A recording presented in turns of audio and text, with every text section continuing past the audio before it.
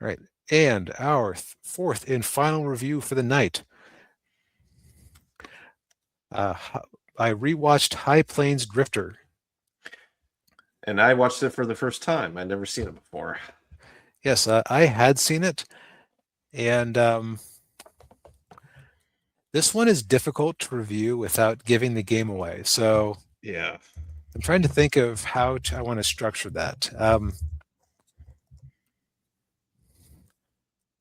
I think the best way to describe it would be that it is a deconstruction of the most classic Western plot there is, which is stranger comes into town and is recruited to help fight bandits who are going to be coming over the hills in a few days. Like your classic Magnificent Seven samurai style thing, just with one samurai. Right. Yeah. Then, and of course, our stranger character, who's played by Clint Eastwood, and by Eastwood also directed the movie. This is his first Western that he directed, and the second movie overall that he had ever directed. Yep. And so there is a gimmick to this movie. There's a gimmick to this movie that leads to an opening for a lot of discussion or personal theories or things like that. What I'm going to say is that if the idea of a dark, possibly supernatural Western directed and starring Clint Eastwood being even more of a subversive cowboy man than normal, Yeah. it is intriguing. You can go watch it right now on Netflix. Yeah. Do not let us spoil what the fun of the movie is, because a lot of the impact of the movie is going, wait, what? Yeah. As things go progressively off the rails. Oh yeah, and they do. Yeah.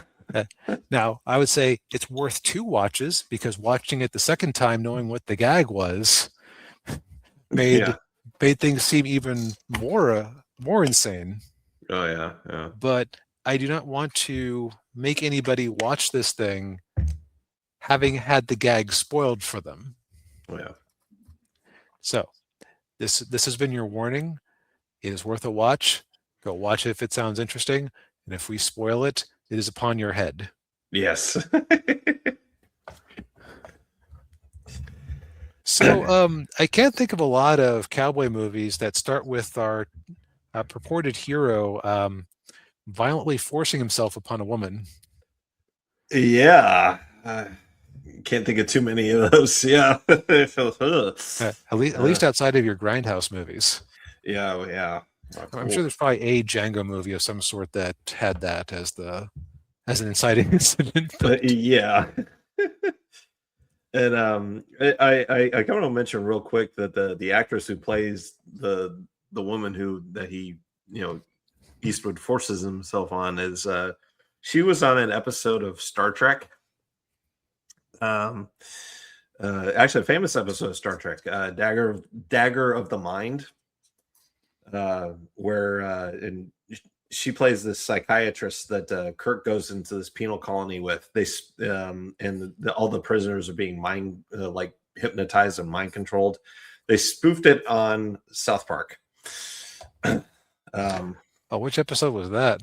The one with the planetarium. The planetarium. The planetarium. Yeah. Okay. Yeah. But yeah, I just thought that was like, oh wow, didn't expect to see her there. But yeah, that scene was pretty like jarring. Yeah, because especially with Eastwood, because you always think of Eastwood, a Clint Eastwood character as being morally gray, but not that morally gray. Right. That's more morally black. Like, that's a good way of putting it. Like if John Wayne was usually wearing the white hat in his movies, Eastwood would be the black or gray cowboy. Yeah.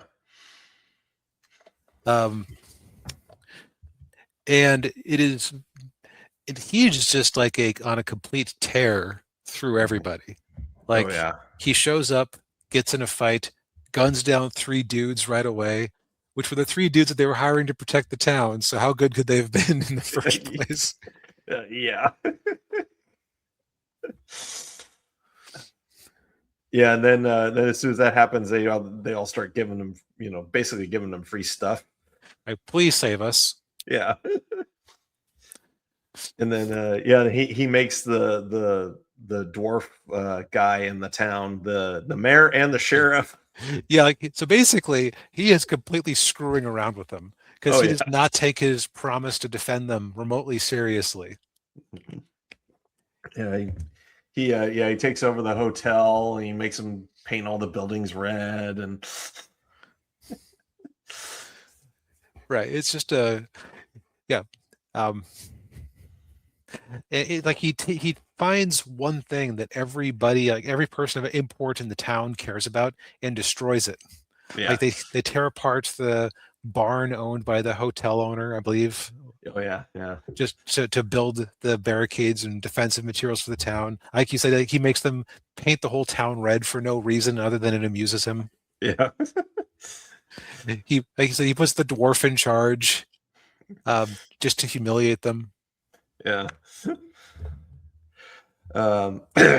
Yeah, and then well, and also with the hotel owner, he beds the hotel owner's wife. Yep. Just After having another round with the, oh no, that was the hotel owner's wife that he originally forced himself on, right? no, it was a different woman. That's right. That's right. Okay, Yeah, that's yeah. right. The hotel owner's wife was actually like the dignified woman. Right, yeah. Yeah, and then But yeah. and you also realize very quickly that everybody in this town is awful Yeah. deep down. Yeah. Yeah, because we get a lot of flashback scenes where because you find out that there was a marshal that was in the town, and he discovered that because the town's a mining town, and they found out that the mine was actually on government property, and the Which marshal means found that's out. it's an illegal mine. Right. And so the marshal found out about it, but then the three bandits that are coming into the town to raise hell, they killed the marshal by whipping him to death, and everybody in the town just stood by and watched. Yep, Yeah, because they saw where their money was. yeah. And so yeah, so through the whole movie, the Eastwood's character is basically, that's obviously in the, part of, his motivation for doing this is because he obviously has some kind of connection with that marshal. And yeah, then Yep, yeah, of course, then it all comes to a head in the climax. Yeah. yep. And okay, so this is your chance to avoid the real spoiler here, which is the real what is fun to discuss about the movie, Yes. because it's a fine movie. It's just like a very brutal, bloody, but still straightforward-ish story, except for this element. Yeah. Who is the stranger? Yes. Because there's a couple of ways you can interpret this. Now, Daniel, you kind of ruined my life by telling me what Eastwood, the author, actually had to say. Yeah. So apparently, Eastwood was on. Actually, I think it was on Inside the Actors Studio, where he says that the stranger was actually the brother of the marshal. Which, boy, that might be the most boring answer possible. Yeah. So it's been like Rosebud and Citizen Kane. It was the sled from when he was a kid. Yep. Except that at least has like some, how to put it, that at least has some like irony to it. Like Yeah. that's like the most boring, obvious answer you could possibly do. Yeah. Because up until that point, okay, so I talked to my dad about this movie, and I couldn't recall personally. Was it Eastwood playing the marshal being whipped to death? Uh, I looked it up. That was his stunt double. Okay, Yeah. So that's why the resemblance was there. To kind of give it so and to give it some ambiguity. right, because Like that again, that's the most boring possible answer I could possibly think of is, oh, it's just his brother showing up for revenge. Yeah. The more interesting answer is, what if it is the marshal? Mm. Like, because it seemed like there's no way he could have survived those injuries, but what if he came back as a ghost that nobody could recognize? Yeah.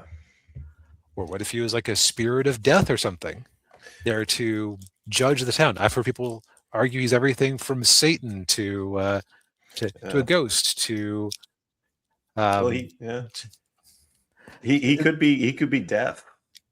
exactly like the Grim Reaper himself. Yeah, because I mean he is riding a white horse. I mean, Yep, pale horse. Yeah, pale horse. Yeah, yeah.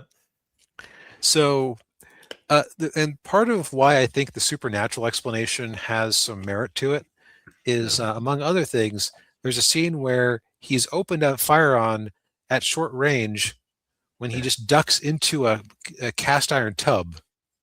Yeah. And he didn't get shot. Yeah. at that range, I don't care how bad of a shot you are, one of those 3 bullets is going to hit you. Yeah. It's the old saying, fish in a barrel. Yeah. So that was kind of, in my mind, one of the big clues that there was something supernatural going on. Yeah. I suppose this is one of those moments where I usually try to be consistent about not putting much truck in death of the author, but dang, it makes this movie so much less fun. Yeah. Yeah. Yeah, it is more fun to think that he's some kind of like spirit or whatever, as opposed to just, oh, he's the guy's brother. How fun. Yeah. But yeah, no, I think this was a good movie. And not as good as Unforgiven, another Eastwood Western, but it's right up there. Yeah, it would be right. It would be kind of unfortunate if he couldn't improve over the course of 10 years to the point where he could leave this one behind. Yeah. Or 20 years, really. Yeah. 15, 20. Yeah. Yeah. But I think that that's all we really had to say about this one, is just that, yeah, it's fun. Go watch it.